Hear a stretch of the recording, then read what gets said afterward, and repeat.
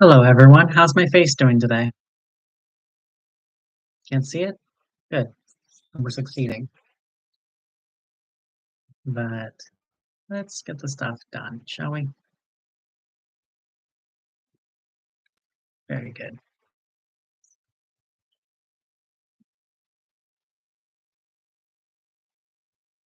So today we're going to be chapter 4 of the Villains in the Pumpkin House series, also known simply as Pumpkin House Year 4. These are not necessarily in a timeline order, but it's a good way of looking at them. So as you see here, I have chapter 4, got a last name and page number there. Can't tell anyone that's my last name, but we'll see where that goes. But if you want to see how I organize my stuff, see here, got a table of contents, got my notes for the characters and what I want them to do. Then I have the actual chapters themselves. And as I update it, got to make sure. Ooh, see that the chapters are there. Very weird. What did I do there? Oh, yeah, that's right. I forgot to put this into a heading because you can't just put a title there. You have to actually apply the heading. Wandering through the wonderful wastes. I like alliteration. I use it where I can.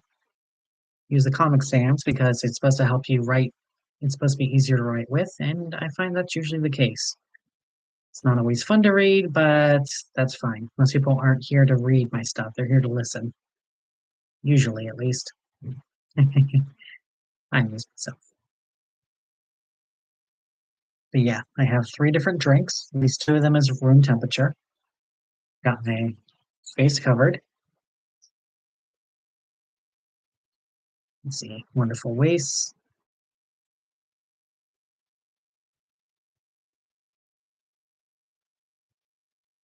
Excellent. This should do quite well. Do we have any questions before I start? Hi, Kingen. How are you today?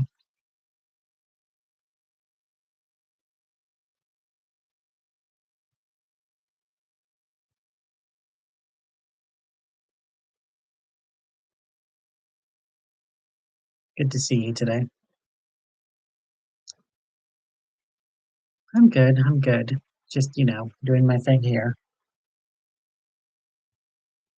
But glad you could join us here today, especially considering the time zone differences. But let's see what we can do, okay?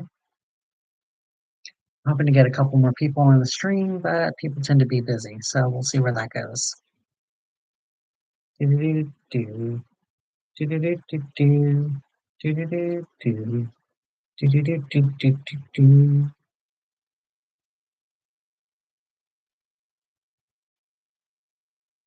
But I'll see what I can do. I'll see how quickly we can get this done, shall we?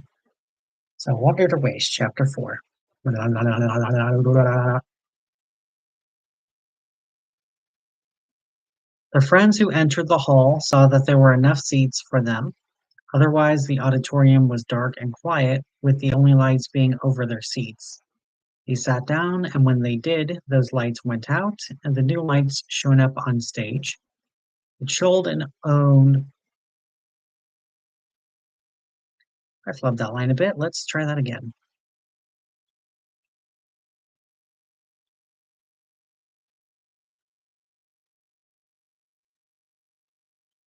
It showed an old puppet stage as a small puppet on a string was pulled up and revealed the puppet to the crowd. An old puppet who was carved to look like a king with a crown on his head as he turned to the audience, and he bowed once before he spoke.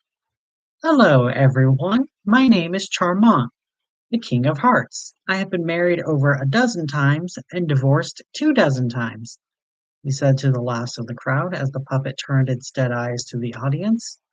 When he made eye contact with a familiar half golden eye, someone who was even more bound by strings than himself, although they would not see it that way. When you spend your entire life in strings, you think it's the only way you can move. You don't think about who is holding the strings. You only think about the fact you never learned how to walk without the strings. So you keep them there, even when everyone around you stops talking to you, They keep talking to the one who holds your strings. Still, the King of Hearts knew exactly who needed the story and who the Wonderland wastes were made for.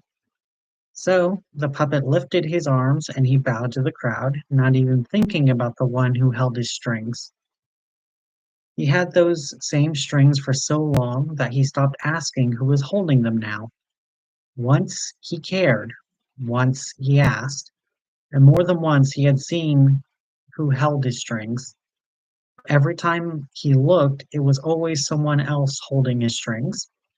So, as long as he never thought about who held his strings, he didn't have to be scared of the ones who were above him. Even though no one has held his strings in years, the Charmant did not know about this fact, and he did not know his choices were his own choices.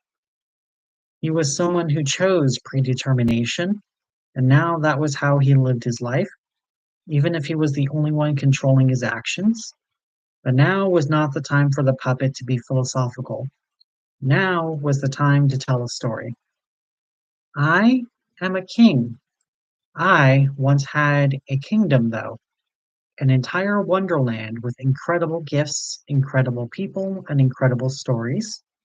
Stories are what give our world power, a lot like how stories work in your world.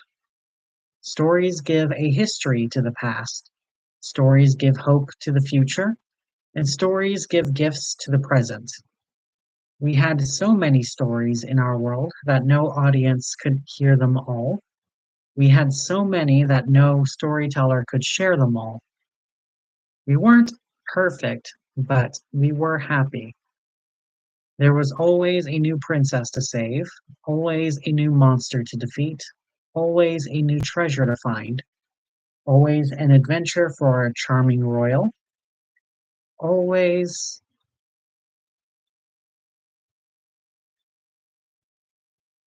Sorry about that, I flubbed that line too. But something began corrupting the stories. It started small, so small it might have been easy to ignore if it wasn't like a sharp thorn in a briar rose. By the very nature of Wonderland, the horizon is always pushing further. You find a new adventure, and there's a new land to uncover. You hear a new story, and there's a new monster to fight. You tell your friend a rumor you misheard when you were drunk, and now there is a new treasure to unearth. Stories create our world, just as our world creates stories. And I heard a story of a new single princess, my future 13th bride, and potentially my 25th divorce. If it didn't work out, her land was different from all of the others I had seen before. Briar Rose was the last of her line, ruling over an empire many times the size of Wonderland, an empire that was placed under an eternal preserving sleep that affected everyone in Queen Rose's land, from the highest of nobility to the lowest serf. The legends told us that any prince who kissed Briar Rose would free her and her people from the curse, and the prince would rule eternally over an obedient kingdom. So now confident that I could handle this trouble too, I traveled to the Briar Kingdom, and I saw that this kingdom was far darker than any I've seen so far. The wilds were overgrown, the crops would grow only corn that eavesdropped with their plentiful ears, and pumpkins that followed us with their carved eyes and hungry maws, carvings that were made by no hands. Sorry, I gotta get a drink of something real quick. Thoughts so far?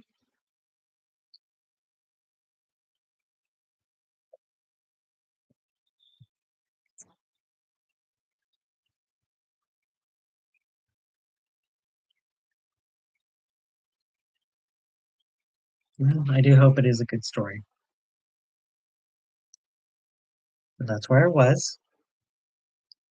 It's tough to keep track of it while you're reading it, isn't it?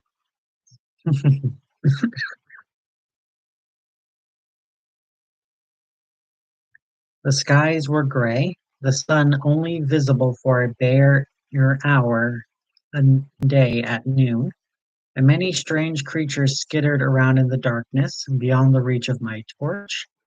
And when I made it to Briar Rose's castle, I saw how dark a place it truly was. Okay, Kingen, we'll see you when you leave, okay? But if it's midnight where you're at, it's fine. You can just watch this at a later time. I like to have my streams available at all times.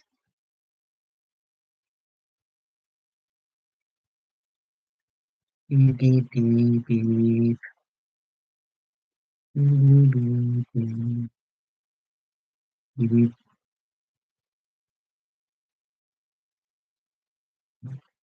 I don't think you're ready.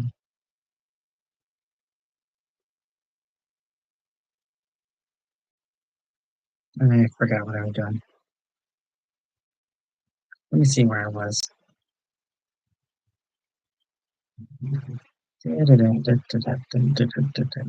How dark a place it truly was.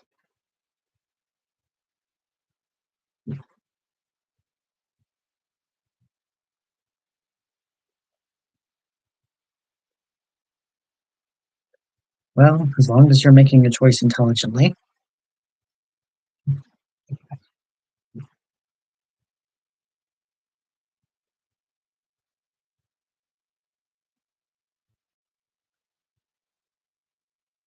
Okay, let me see where I was.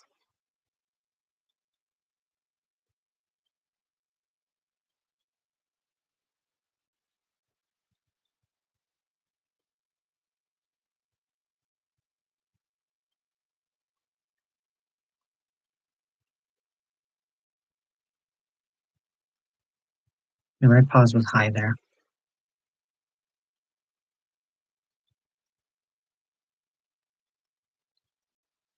Black thorns as long as my fingers, petals as red as blood, and the stems as white as snow. I climbed the castle in an enchanted armor that could withstand all damage, and in the highest tower, with a window that was almost completely overgrown, I made it to where Briar Rose slept. In her bed, the center of her own personal bedroom, where she slept on sheets as black as obsidian, and where her bed was surrounded by many relics and treasures that were nearly as high as the ceiling, I did not notice the strangeness that is obvious to me now. How there was no torch in her room, how there was no silver among her many treasures, both golden and wooden, how there was no mirror in her room, even though I have yet to know a single royal who does not keep a magic mirror in their personal chambers. I did not think of the strangeness at that time. I only thought of the sleeping beauty in front of me. Laid out on her bed, she was dressed in an all-white nightgown. Her skin was as pale as ivory, her lips as red as strawberries, and her hair even more golden than sunlight. Her hands clasped over her heart, and in that darkness I could not even see her breathe, nor could I see her breath in that ice-cold room. I approached Briar Rose. I placed down my sword so it would not cut her. I put out the torch so it would not burn her, and I lifted my faceplate so I could kiss her, leaving my face vulnerable. When I kissed Briar Rose, her lips were colder than ice, as my lips lightly stuck to her, my breath visible as she inhaled, and it looked like my exhalations were inhaled by Briar Rose. As I contemplated how to separate from her, her eyes opened, and I could see her icy blue eyes as her frozen lips moved and pressed into mine further, as she wrapped her strong hands around my head, pushing my head close to hers, and in mere seconds, that wasn't enough for her, as she opened her lips, her tongue touching my own. The way her tongue tasted, it tasted foul, like maggots who infested meat before being ground into sausage, and it was also cold and slimy as her tongue wrapped around my tongue, putting it in her mouth where it touched her teeth. Her teeth, sharp as a blade as she kept kissing me, drops of blood dripping into her mouth. Every breath I took was dead air she exhaled, and every breath she took was the warmth I exhaled. I struggled in her arms, but as I grew weaker, and every breath she took was the warmth I exhaled. I struggled in her arms, but as I grew weaker, she grew stronger as I felt more and more of myself fall into her. My heartbeat grew weaker and weaker as the last drops of my blood were pushed into her mouth. Before I died, though, she lifted herself up, and a drop of both my blood and hers fell onto one of her treasures, a puppet of a king that she kept near her bed. In that puppet body, I watched as my body stopped moving before she kissed the corpse that was me, and the body rose up. Now an undead thrall of hers, and I could hear from beyond her castle that her empire was waking up. She transformed into a beastly bat that stood as tall as a man, and she flew out of the room, carrying my cursed corpse along with it. I really should capitalize those, because cursed corpse is a proper term for a type of undead in my universe. Who here remembers the cursed corpses? And Kate? Who here remembers the cursed corpses? And Kate keepers?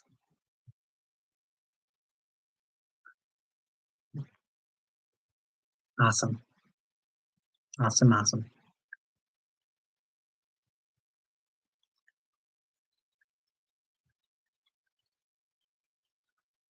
And now stuck in the body of a puppet, I made my way home to Wonderland while avoiding being seen by the many monsters of Briar Rose's empire. Monsters that had a chance to wake up and share their own stories, and to finally make their way to Wonderland. And as I made my trek home, I watched my home change in real time as the stories got darker and the land got darker to match those stories. Bandits went from people who could be bested with riddle and wit to murderers who left women and children dead on the edge of the road, leaving widowers and childless fathers to tell the stories of the bandits. The wolves no longer howled in the distance as a reminder to children to stay close to home. The wolves now roamed the roads, following children and even breaking into homes, pretending to be relatives to get close to children. Petty princes, once proud to prove themselves, became greedy and vain. Once they were dragon slayers, people saviors, and saviors of sheep. Now they demanded taxation from a population whose gold vanished in the night. They slayed those who slighted them just to prove that they were strong. The dragons now worked alongside the princes, demanding food, gold, and food in exchange for loyalty, as princes who once never led anything more complicated than a taco stand were now in charge of entire kingdoms. The wizards, once wise wanderers who helped anyone who asked them for help, now grew distant, locked away in towers either by themselves or by power greater than their own. And with the wizards now difficult to find and even more difficult to reach, the people of Wonderland had to seek magic in different ways. They now sought out the witches, once distant hermits who bothered no one, who now demanded children and human flesh in exchange for their magic. And when the winters grew long and the springs grew short, one child lost is surely better than all of them. The worst part of all was the knights. Some of them abandoned their honor and chivalry when they realized it was no good to them anymore. They needed to feed themselves and their families. Honor couldn't keep them warm, chivalry didn't keep them fed, and heroics often got good men dead. Those who abandoned their code often turned to banditry themselves, or they would join the dragons and witches into preying on the population. And most knights who kept their honor found it tested every day. It's easy to give away a meal to a hungry mother when you know where and when your next meal is coming from. It's a lot harder to give away your dinner when it was the only food you had for 3 days. It's a lot easier to ask yourself to give your life for someone else when you know that they would do the same for you. But distrust breeds distrust, as even the best remaining knights found themselves making choices they never would have back when I was still king. And now instead they have the Queen of Hearts, Briar Rose, the vampire queen of Wonderland, ruling over all. The corpse of the King of Hearts ruling alongside her, his head long since fell off, and where he haunts the roads of Wonderland with his favorite and most loyal black horse. And as Wonderland grew darker, people began to call it Wasteland. But even in all of that darkness, some light remains. Children are still told stories about those who slay monsters. They are told how sunlight drives evil away, and how moonlight reveals a person's true nature. So the sun still rises, and moonlight still reveals who is a wolf and who is a strigoi. And even if the heroic knights are gone, there are those who now haunt the monsters. There are villages that still tell of clever deals with Fae and Witch alike that keeps the village is safe from the forces of the Queen of Hearts. Those villages burn every rose that grows, they slay every monster that sneaks in, and they still share riddles and stories that give courage against impossible odds. But now know this, travelers, when you make your way into my former kingdom, you will be wandering through Wonderland and Wasteland alike. Know that your choices will tip whether it all becomes Wasteland or if Wonderland can return.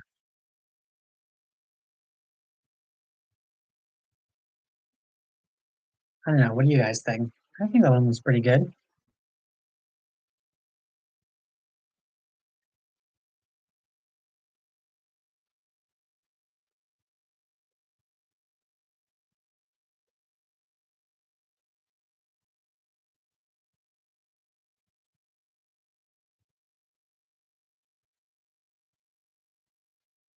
Definitely a meta story there about the way stories are told. It's easy to make stories go dark. It's a lot harder to show the light in the darkness. But ultimately, if you just keep everything dark, on the other hand, well, what's going to be the point? What's going to be left when the last of the villagers are eaten? What's going to happen when the last gold coins are stolen? Are the bandits going to fight the dragons? Are the witches going to prey on the wizards? Who knows, right?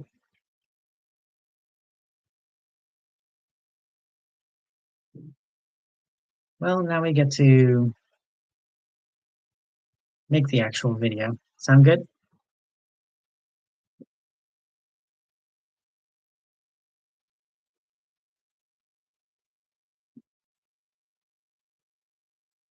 I still like the art man managed to pull off here.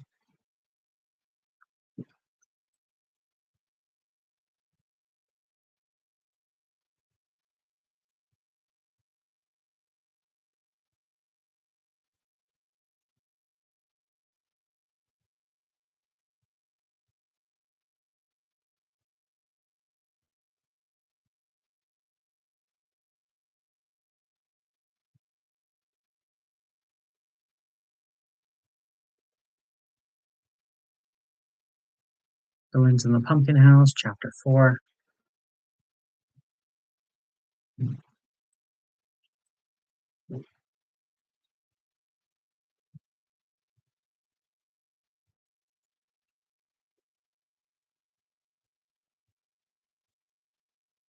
Wonder to Waste. Should be Wonders to Waste, or Wonder to Waste? I don't know. English is hard.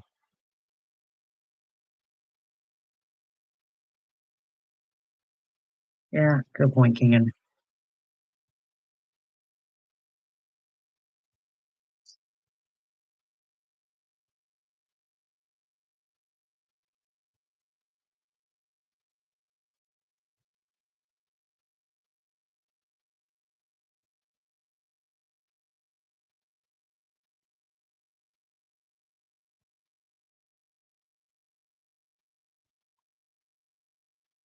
EVP. EVP is important. Personal favorite.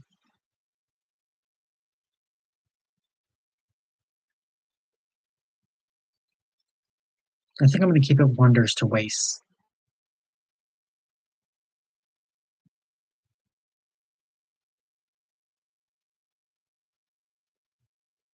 It will reach a point, Kingen, where it'll seem like any kind of story with happiness seems pointless, and that is when you need those stories the most.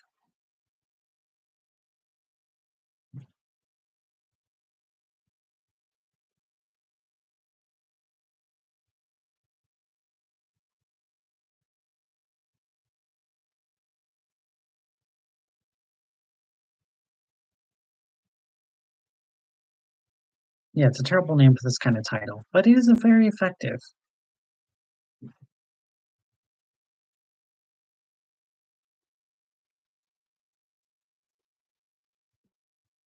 Apparently, I just can't spell pumpkin today.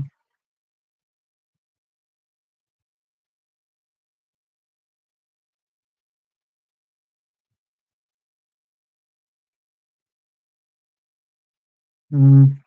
Should I change the text color or should I keep it white? It's a little hard to read as orange. It definitely doesn't look good as green. Maybe a darker green?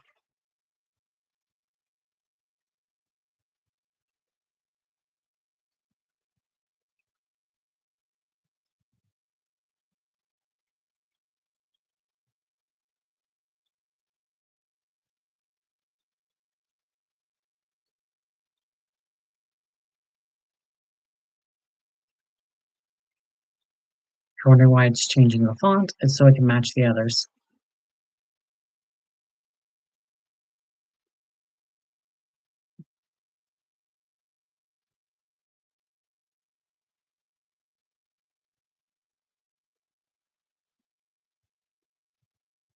Well, remember, Kingen, even if you can't sleep properly, even trying to sleep will help your brain quite a bit.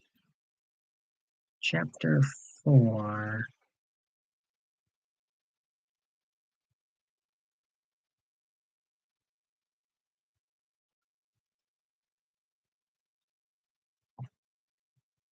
Well, I don't know what your day looks like tomorrow. Just know that will likely need sleep.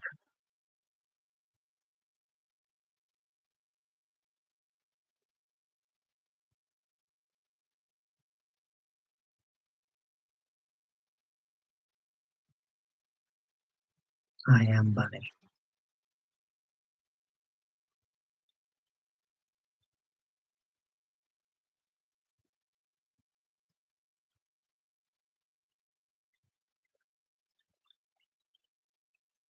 I don't know. I think white works better. Don't think I like doing. I don't like using white if I don't have to, but it looks like that will do better.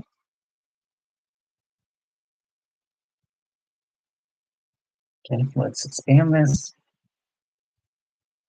Oh, right. I forgot the sound. Sound is kind of important. What do you think? I guess I could post a video with no sound, but then people might wonder what kind of creepypasta it is. Will that be meta enough for everyone? Will it be too meta? Or is it just meta enough?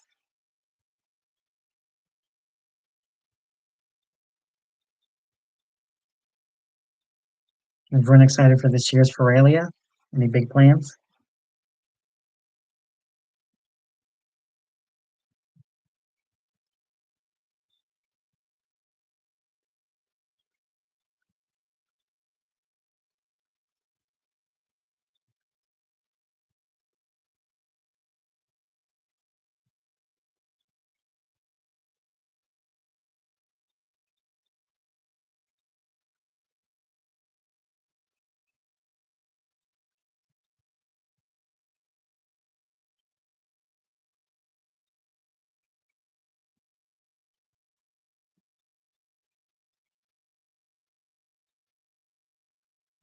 Cool. We'll export, and while it's exported, let's get some writing done, shall we?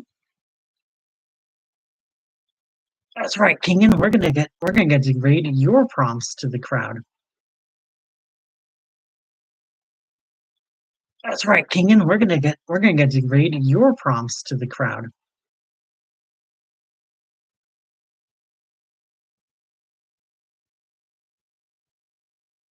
Yep, it is Halloween in 5 days. Got big plans?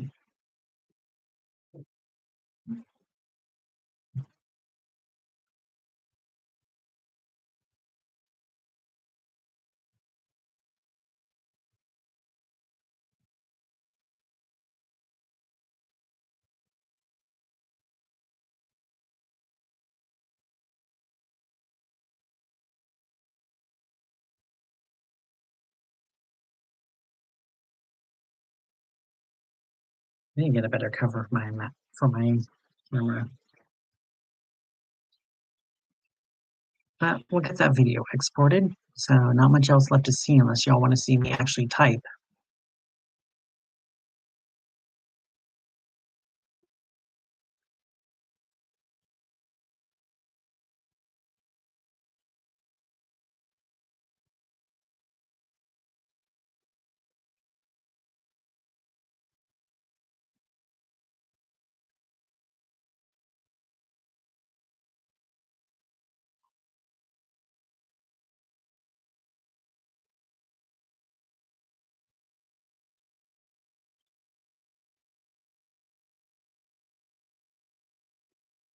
Hmm.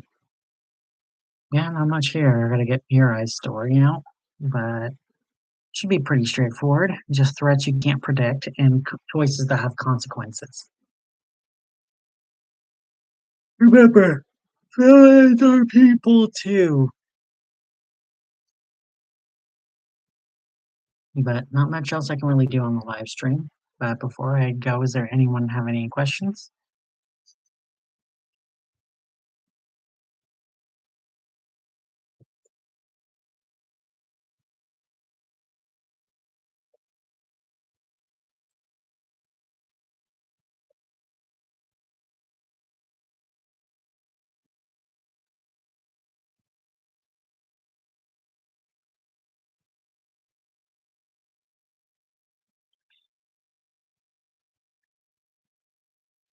I know Keegan, but it's easier to treat it as a group, because you never know if someone else is going to come in later. But do you have any questions for me? And if you don't have any questions, do you want me to just type right while on the live stream, or are you done for the night? Okay, so that's a note on the questions. Don't know if that's a no on the writing.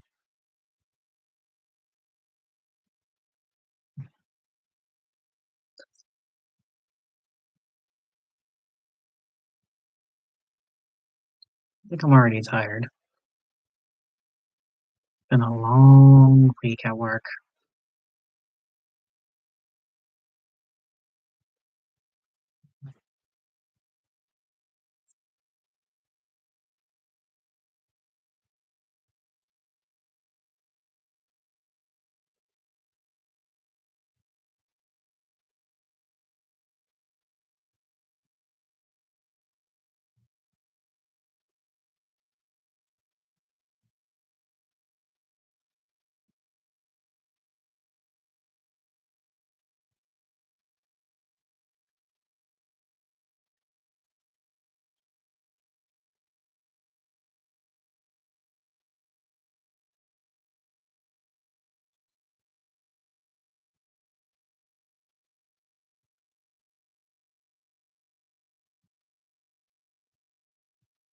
Okay, Keegan. Now, if there's nothing else, I guess I'll just end the stream.